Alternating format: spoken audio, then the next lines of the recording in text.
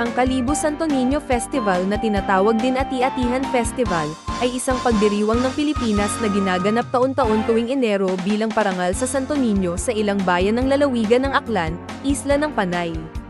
Ang pinakamalaking pagdiriwang ay ginaganap sa ikatlong linggo ng Enero sa bayan ng Kalibo, ang kabisera ng lalawigan.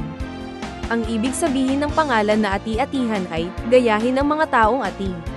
Binubuo ang pagdiriwang ng mga relihiyosong prosesyon kasama ang Santo Niño at mga parada sa kalye, na nagpapakita ng mga may temang float, mga grupong sumasayaw na nakasuot ng makukulay na kasuotan, mga marching band, at mga taong nagpipinta sa mukha at katawan.